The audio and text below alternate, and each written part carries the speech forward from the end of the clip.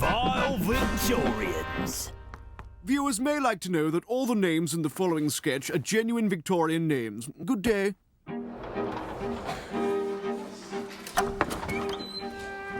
Right, settle down. Mr. Butler isn't here today, so I'll be taking the register. Now, I don't know any of you, so be sure to call out when you hear your name. Raspberry lemon. Lettuce burger. Bovril. I'm sorry, I think I must have picked up a shopping list. No, miss, those are children's names. They're not answering because they're off sick. Bovril and raspberry. Honestly, Christian names have got really weird since Victoria became queen. Well, OK, on with the register. On my way, miss. Sit down, what are you talking about? You said, OK on the register. I'm OK. OK Johnson. Well, OK. Unless I give permission, never get out of your seat. Yes, miss? Why are you standing up? You said, never get out of your seat. I'm never. Never rook. Has nobody got an ordinary name in this classroom? Yes. Toilet? All right, be quick. No, that's my name. I think that's quite a normal name. My sister's called Baboon. Toilet and baboon. Your parents must be evil. No, that's evil over there. Yes. I've got an ordinary name, miss. It's Susan. Ah, that's more like it. Susan Semolina Thrower. Right, let's just try and get through this, shall we? I'll say your names, you say here, and I'll try not to say your names accidentally. Happy? Yes, miss? Don't tell me your name's Happy. Right, register. Here we go. Freezer Breezer. Here, miss. Princess Cheese. Here, miss. Minty Badger. Here, miss. Scary Looker. No, I'm sorry. Why would anybody call their child Scary Looker? Forget I asked. Now, I am Miss Farting Clack. Good morning, Miss Farting Clack. Oh, hello there. Yes, those really were all real Victorian names. Minty Badger and Princess Cheese. Hey, it makes what celebrities call their children nowadays almost normal. Yeah, right. Vile Victorians. Victorian prisons were cruel and brutal places, although things were a bit different at Christmas. Get on with it, you criminal scum! Pick it up, you horrible little worm! Right! First of all, you will move these cannonballs from there to here for no reason whatsoever. Then you will turn that heavy crank around and around because I say so! We wish you a Merry Christmas. We wish you a Merry Christmas. We wish you a Merry Christmas. Number 3102. What's going on? Well, it's Christmas lunch, innit? Time to stop the merciless punishments, the senseless beatings, and the pointless ritual humiliations, and be nice to you for the rest of the day. There's a catch. No catch. Come on. You don't want your Christmas dinner getting cold. Is this what you do every year? 1 minute you're beating prisoners senseless, and the next you're serving us a slap-up feast? Well, that's the magic of Christmas in a Victorian prison. In fact, me and the lads, we had a little whip round. I know you did. I've got the scars to prove it. No, I mean we all clubbed together. Yeah, on my head. Do you want this present or not? It's a watch. I know it is a bit over the top. We're only supposed to give you lunch. But I think I can speak for all the lads when I say that, well, you are our favourite prisoner. Wow. I'm touched. Oh. Happy Christmas. Hang on a minute. That says 2 minutes to 1. That prison clock's running fast again. That doesn't matter, does it? Well, of course it matters. It's not lunchtime yet. Now get cranking that wheel, you wretched lowlife. Ow! Oh, well, I guess it's better than eating sprouts. Oh, that hurt. There's only one sensible thing to do with sprouts. Hang them on your Christmas tree. Nice. Did you know Christmas trees haven't always been around? No. In fact, here's where they're from. Oh, Christmas tree,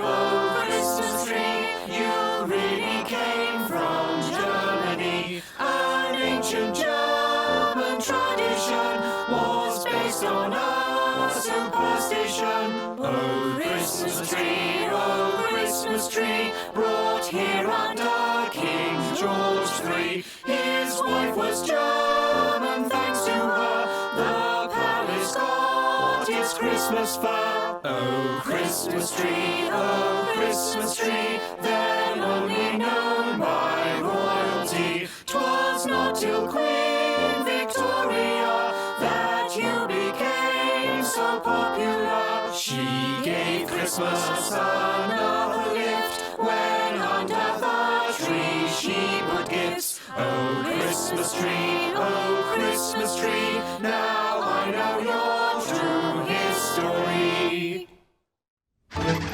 In this week's episode of Victorian Undercover Proprietor, Sir Titus Salt has gone into the mills where he made his fortune. He's disguised as one of the workers to see what life is really like for his employees. So, what's it like to work in, mate? This factory? Noisy! So I can't see, it's too noisy. No, it's noisy! It's smoggy too, it gets into the lungs! Sorry? Oh, I see, the smog gets into your lungs, mate. No, it gets into the lungs! What? What? Titus has finally got the message about the terrible conditions his employees work in, and their living conditions aren't much better. Wife, kids, here's the new bloke I was telling you about. New bloke, wife, kids. Pleased to meet you. Could I possibly use your lavatory? Oh, what a story. Lavatory. A small room outside you use to do your business. Your business? No, it's not my business. I'm just a humble worker. Oh, well, you said do your business. Yes, a toilet. A small room you use to poo in. Disgusting. Just go in the backyard like everybody else. OK. Oh, will you not stay for your tea? I'd love to. What is for tea? I think it's nothing tonight. We can't afford it. Luckily, we're not that hungry because all the cotton fluff from the mill gets in our bellies. I wish you wouldn't do that. I'm sorry. Not wanting to spend any longer living with them than he absolutely has to, Titus has decided it's already time to reveal his true identity to the Hovel family. I expect you're wondering why I brought you here. I'm not a humble mill worker. I am, in fact, the owner of these here mills, Sir Titus Salt. No! I knew it. I knew that were a disguise as soon as I saw the daft fake beard. Ow! I'm so sorry. It's all right. Over this past week, day, I've experienced firsthand the hardships of working in one of my mills. I've seen how tough it is for you to live in such a horrible, dirty, filthy, cramped, disgusting little hovel. Steady on. So I'm going to build a new village. And I'm going to call it Saltaire. And it'll be a model village. We'll never fit in it. Not that sort of model village. It'll be the model of all the village should be. Everything you could possibly want will be there. Fresh air, hospital, a church, even a reading room. We can't read. Aye, but your children will be able to. For there will be a school there. Aww. And you'll even have your own lavatory. Why would anyone want a small room to poo in? And I shall build a new cleaner mill nearby where you can work for me. I'm not being funny, but what's in it for you? Well, happy, healthy people make better workers. You got yourself a deal. All right. Just one question. Fire away, my friend. You sure that's not a fake beard? Don't push it. Next week on Victorian Undercover Proprietor, Lord Lever reveals his plans to build his factory workers' houses, which have bathrooms. What's a bathroom? It's a small room with a bath in it. What's a bath? It's where you wash yourself with soap. What soap? This is going to be harder than I thought. A number of Victorian bosses, Sir Titus Salt, the Lever brothers, Joseph Rowntree and George Cadbury, created cleaner, better accommodation for their factory employees. But did any of them spare a thought for how this would affect the factory rats? Not one. It's an absolute scandal! Lots of things in history are actually a mystery. The truth's not always in the books you read.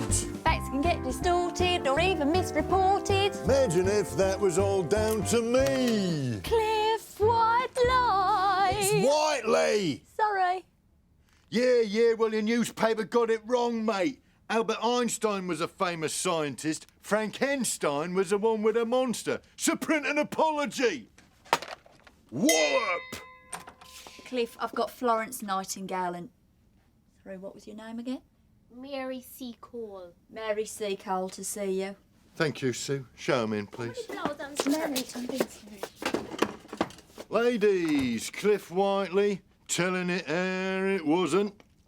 Take a pew. Right. What seems to be the problemo?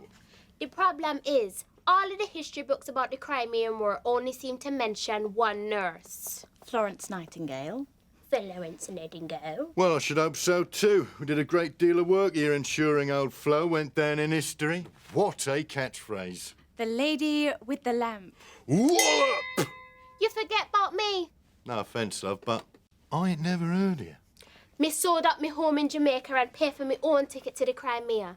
And when me get there, me built me own hostel with me own money to provide care for the injured British soldiers. Wow. Yes, but it was my military hospitals that dealt with all the really nasty injuries. Not just you. I'd actually go out and treat the injuries on the battlefield. Well, I did pioneering work in cleanliness and hygiene. I worked in cholera and tropical medicine. Well, I invented the pie chart. You did really invent the pie chart? Yes, I did. Did not know that. All right, ladies, chill out. Asseyez-vous. Now, Mary, how come she's famous and I ain't never heard of you? When the war ended, one of us was still rich and influential and could go on to do great work, whilst the other was just a poor, penniless black woman. So now, I mean, that is terrible. After everything you did, let's see if we can't get you a bit of publicity. What? Shut it, Lampy Knickers. Now, we'll get you a statue, obviously. Yeah, maybe get a university wing named after you. Oh, how would you feel about being featured in an historical sketch show for the BBC? It any good? It ain't bad. Whoop! Vile Victorians. Disease was rife in Victorian London, and so the graveyards filled up very quickly, and we had to find other places to bury our dead. Good day. Hello. Hello. 2 tickets to Brookwood, please. Single or return ticket, madam? Return for me and a single for my husband. Taking the Necropolis Railway, are we? Yes, indeed. It's very convenient. Yeah, so when you run out of room to bury people in the city, it does make sense to put your cemeteries further out. Plus, you get a lovely day out in the countryside. Yes, and my husband does love trees. Well, he did. Of course he did. First class, second class or third class? First class for me. And your husband? Can he go in the luggage rack? Afraid not. Would you like a window seat? Well, he doesn't really need a view. No, but it does make it easier to shove him out once you get to the cemetery. Excuse me. Are you going to be long? Only I lost my husband last week. You and me both. No, I lost him on the train. Oh, right you are. Well, I think you might be in luck. Somebody handed him in last week, and I, for one, will not be sad to see him go. Whew! Could you lot hurry up? All my relatives have died of consumption. Do you have a family rail card, sir? Would you be interested in a family rail card? What do you think, darling? Yes.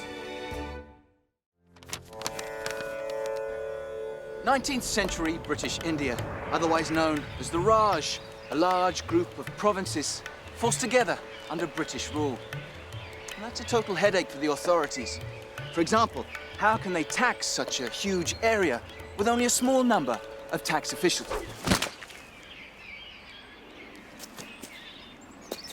Today, I've come to meet Ranjit, a man who's been helping to create a rather interesting solution. Ranjit, why don't you explain what's going on? We're planting a hedge. Fascinating. Can you give us any more details?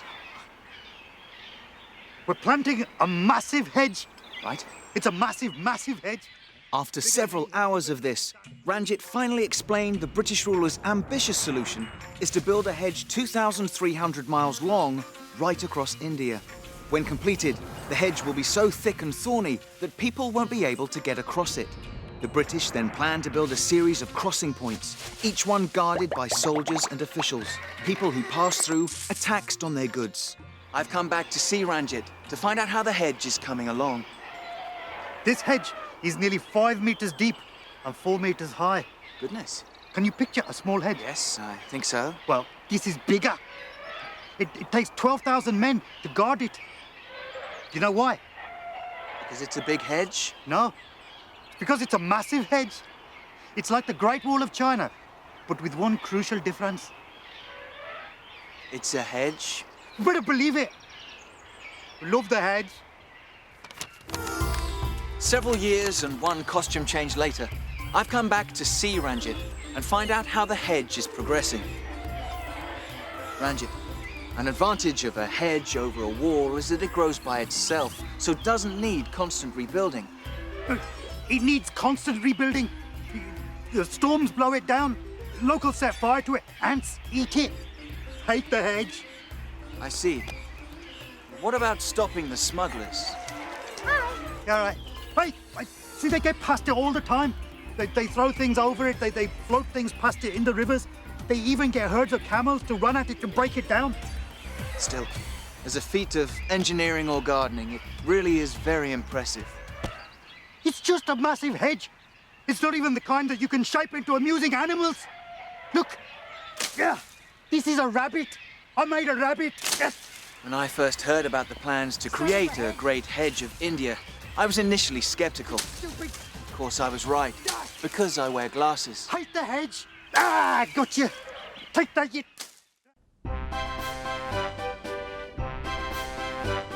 I'm not a famous surgeon, and I earn my daily bread by studying cadavers which are bodies not long dead. One day, two suave young gentlemen appeared within my view. I'm Mr. Burke. I'm Mr. Hare. How do you do? These gents explained that their acquaintance had just passed away. It seemed the body'd only been a goner for a day. Excuse the curious offer, said Hare, or was it Burke? but would you care to slice this up to see how corpses work? Well, it's always a palaver getting hold of a cadaver, so I said yes, I'll have her. Oh, it's a he. This body taught me much about what makes a person poorly, why some men live to 99 and some die prematurely, how these parts function perfectly while others won't repair, how everything is interlinked. Oh, what's that doing there? Till one day there was nothing left and all my work was spent. Then Burke and Hare turned up again. My, how convenient! Another slab of fresh human organ, bones and flesh. Another gory sesh. Excellent views. As time went on, these kind men brought me several guys and gals. My lab was chock-a-block with all their freshly passed on pals. I paid them lots of money. Bodies came from everywhere. You really are a busy Mr. Burke. And Mr. Hare. They seemed such cultured gentlemen. I never did suspect that Burke and Hare were not so nice. I really should have checked. Then one day a policeman came, asked if I'd seen a chap. I hadn't, but days later, his corpse turned up in my lap. It seemed that these acquaintances of Burke and Hare actually were not their friends, and many did not always die naturally. Burke and Hare had murdered them. It was plain to see. Then brought the corpses to my lab and pocketed the fee. The two men were arrested, but one of them set free. Poor Burke was hanged, but happily his corpse was sent to me. Ooh, bit whiffy. Still, much to learn. I'm Queen Victoria, and I want to show you how the other half lives, like me. This is Vicky's Palace Secrets. Buckingham Palace, in the heart of bustling London. This is my favourite drawing room. We love it here, don't we, Albert? Yeah. Albert! It's not about you. Although there are over 600 rooms here, you're never too far from a friend because this place is absolutely infested with rats. Albert! What a lie! Every time. Ninny. Also, the chimneys fill the rooms with smoke, so the fires can't be too big, so it's freezing. Which is perfect, because the cold is good for you. Isn't that right, Albert? Albert.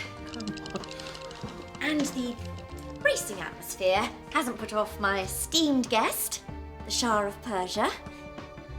He's just through here.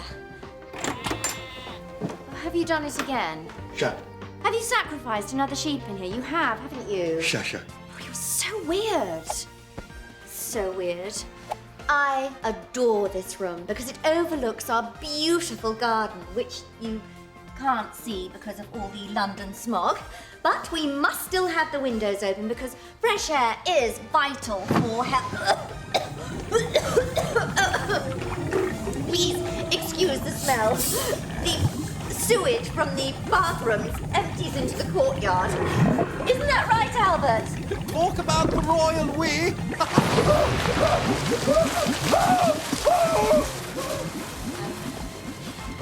And after a long day in the palace, I come to my bedroom to relax. Ah!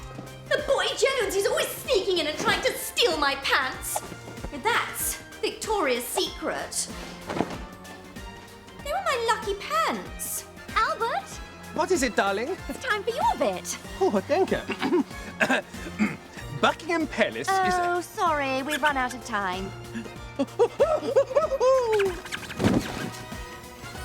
I do hope you've enjoyed your visit. Get up. Get up. 'Twas the age of Queen Victoria's, a period notorious, so many brand new goods we did create. Our list is long and glorious, though I don't intend to bore yous, was a time of great invention. Was it really? What did we invent then? Well, I'm just about to mention. Drumroll, please, let's raise the tension. We invented this music hall. Is that all? Well, a chap called Henry Bessemer invented molten steel, which led to other chaps creating the automobile, which led to petrol tires and bikes, so all that was required was road, so concrete came and tarmac thought up too. You're hired. Oh, concrete, tarmac, steel, the automobile. Seal of rubber wheel. Such inventive zeal. Still there's plenty to reveal. Victorian brains worked overtime to come up with ideas. We invented light bulbs. Nice one. Cheers. Typewriters and radios, now news was fast conveyed. Hello. A telephone was no good till a second phone was made. Hello. Our inventors did not snooze. Always had another ruse. The latest flushing loos. Films that did amuse. Flashbulb cameras to use. What a picture! What a picture! Vacuum cleaners, toilet paper, postboxes and stamps. Toilets, aspirin, anesthetics, locks, electric lamps. Sewing machines, x-rays, comics, ice cream in a pot. Easter eggs and rockets. We invented the whole lot. Oh, hang on, there's more. Trains and lines and bridges and the underground as well. Paddle steamers, prams and disinfectant for their smell. Sterile doctors' instruments, one last unmentioned brand. Victorians invented the world's first conveyor band. Cuddly toy. Invented 1902, the year after Victoria died. Oh, barometers were new. Iron ships are cool. What genius! Thank you. Seems we're almost through. Just one little oversight.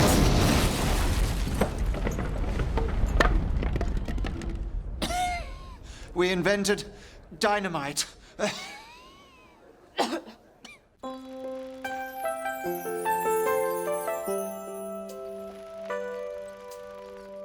For 40 years I ruled alone, shed all those tears while on the throne. What got me through the pain and hurt was clinging to the memory of Albert. I loved her so, my darling Vicky, so much you know, almost made me sicky. I was not liked in your country, but who cares when I had her love for me? Her love for me.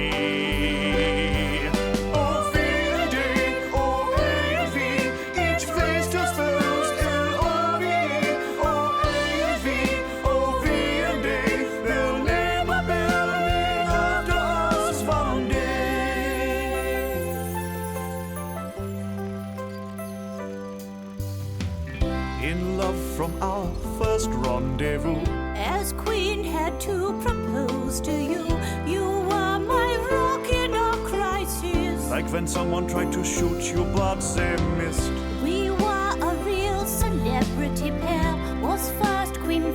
past Albert. Square. The press watched every smile and flirt. Called us Alboria, but I preferred Big Bird. Or you can call me Al. Oh, Bert and Vic, oh, Vic and Bert. 9 kids, great family at Bert. Oh, Vic and Bert, oh, Bert and Vic. Yet I found babies ugly, ironic. Oh, my eyes! We set trends, started new traditions. Christmas trees wearing tartan with style. Albert backed the Great Exhibition, Which made Great Britain Albert of At last, Oh, Vic and Al, oh, Al and Vic. you showed our kids love with your stick. Oh, Al and Vic, oh, Vic and Al. Ours was a truly grand affair royale.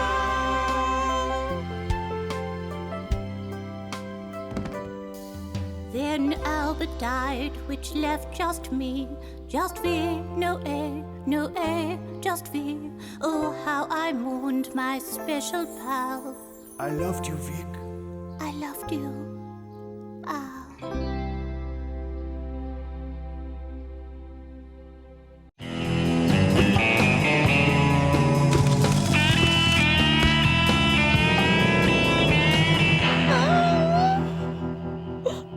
D.I. Bones, Historical Crime Squad. Don't worry, madam, the professionals are here. Now, where's the dead? Found it. It's here. Located the dead body. Victim shows no visible signs of injury. You! What happened here? Well, Uncle Albert was just having his tea and he dropped down dead, didn't he? Yeah. Yeah? Might have been poisoned. Poison? Indeed. Let's take a look. Bread shows signs of a white, chalky substance. That'll be the chalk. The bakers make the bread look whiter using chalk. What's this? Oh, it's a toenail! That'll be the bakers. He kneads the bread with his feet. That'll explain the cheesy smell. Still, might not be enough to kill him. What was he drinking? Well, that coffee. Now, that to me smells nutty. Oh, that'll be the acorns. We can only afford cheap coffee and I tend to put sawdust in it. And acorns. Was he drinking anything else? Just sheep brain and arsenic. Come again? Dodgy tradesmen sometimes put sheep brains in the milk. Ugh. And to save money, they pad out the sugar with arsenic. That's poisonous. Oh, I wouldn't worry. I've been eating the sugar for years. She's been poisoned! Go and fetch some water, man! Quickly! And that's just water, nothing added. Here you go. Here's your water. Sure nothing's been added to that? Absolutely, I got it straight from the pump. Smells funny. Ah, yeah, that'll probably be the cholera. Note to self. Get a desk job.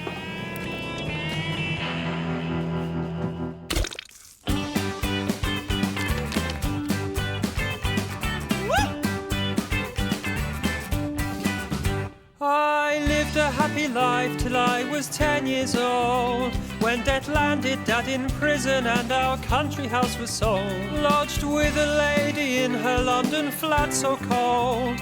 Worked at a boot polish factory, labelling jars quite dull all told. Goodness only knows I was a miserable soul. For a time I went to school, but then I found a job as a clerk to a lawyer. Oh, it made my poor head throb. I failed to be an actor despite my loud gob. Ended up reporting speeches of the parliamentary mob. Then, as everybody knows, I started writing prose. Put my life into my books, friends and enemies and crooks, legal bosses up the crop.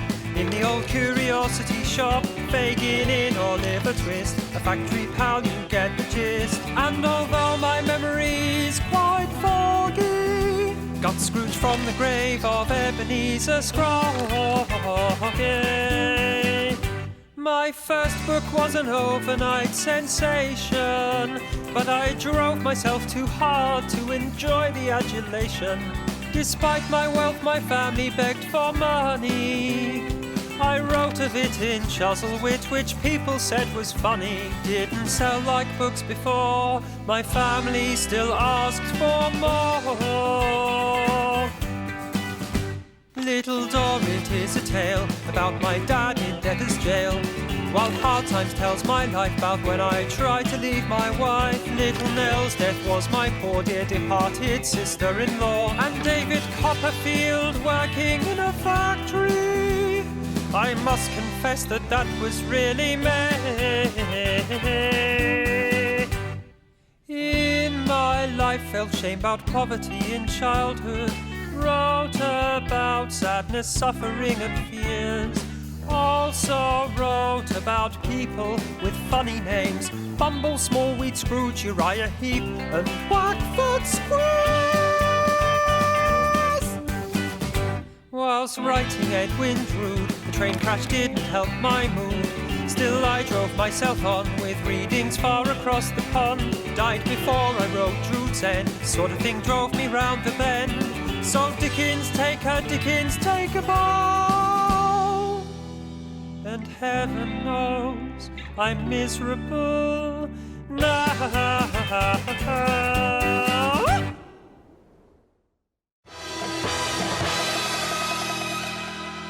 Hello, my name is... Well, it's none of your concern. You're watching The Real Victorian Hustle, the show where real Victorian criminals show you real Victorian scams. Hand it back, Dodger.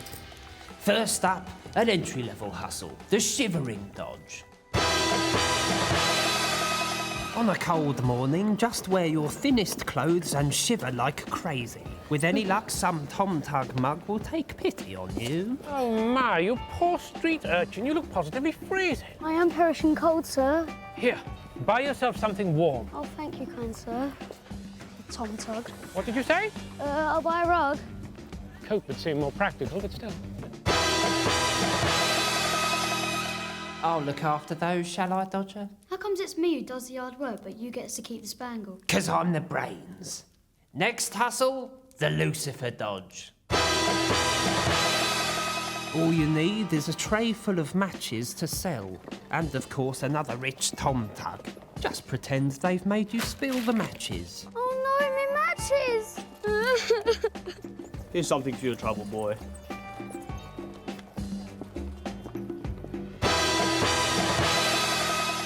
For this last hustle, the Scaldrum dodge, you just cover your bare arms with soap and rub in some vinegar. The unholy mess should look like ugly blisters. Oh, please help me, sir. I'm so very sick. If the soap on your arms isn't working for you, then you can also try sticking some soap in your mouth. I'm so very sick. Or even try strapping a leg up to make it look like you've lost one. If you're thinking of trying any of these hustles, do be warned. Victorian police are wise to them. Largely because most Victorian police officers are ex-criminals who grew up doing them themselves. There he is, officer. There's the man who stole all my money. Little snick badger.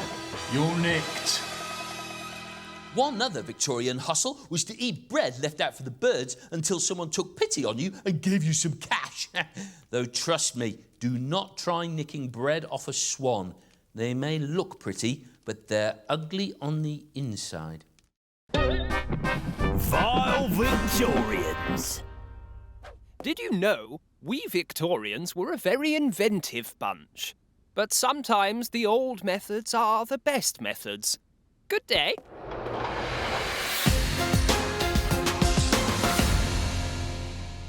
This is Victorian Dragons Den. It's Victorian Britain, an age of enterprise and industry when many great inventions were, well, invented by inventors. So can any of tonight's candidates convince the dragons to put money behind their ideas? First up, it's Mr. Nathaniel Twonk. Gentlemen and lady, allow me to explain a most efficacious device that I have invented. I call it the automatic bottle washer. This device will automatically wash bottles for hours on end without the need for attention or adjustment. Oh, it's marvellous, yes. I'm in. I'm in. I'm in. Our next hopeful inventor is Mrs. Edwina Gruelbucket. Gentlemen and madam, I wish to present you with a golden opportunity to invest in my most marvellous invention, the automatic potato harvester. Wonderful. I'm in. I'm in. Well, it's been a good day for our hopefuls so far. Let's see if Sir Chesterton Widebelly can make it a clean sweep. Lady and gentlemen, I have invented something which I believe will truly change the world. I call it the vacuum cleaner.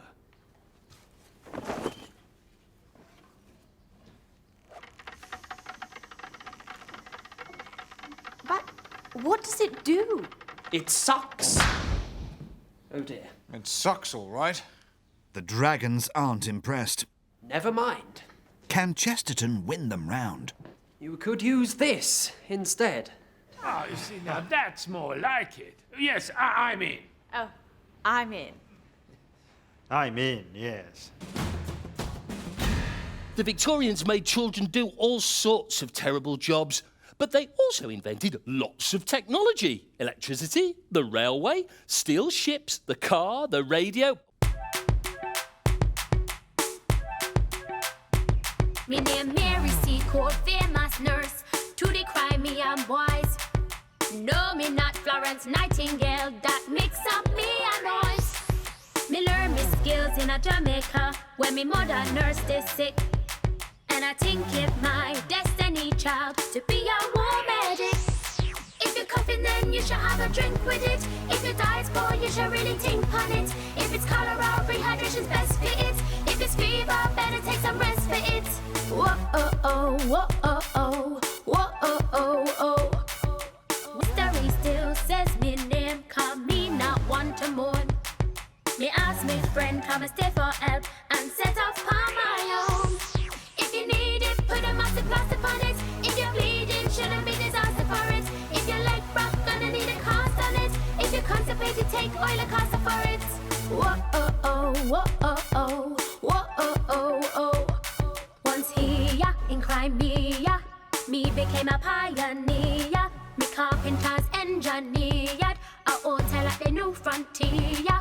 Set up on the front line in 1855. Independent woman saving soldiers' lives. Welcome to the British Hotel. Me boarding house became the aunt of the great and good. Though it wasn't glamorous, it was built of old bits of wood. Supplied the troops with kit and clothes, served both the rich and poor. Me nurse right on the battlefield, while Florence worked far from the war. I'm a nursing lady, put a splint on it. Me see a wounded man, better sprint to it. Earned fame from the war, I'm a stint in it. But the crime and shame is me a skint from it. When the war was done, me never have a dime. Despite the work me do, bankruptcy was mine. I'm a fierce lady, never faced by it. Wrote a book and earned funds raised by it. Me hotel men own their lives to it. Going down in history, that's me prize for it.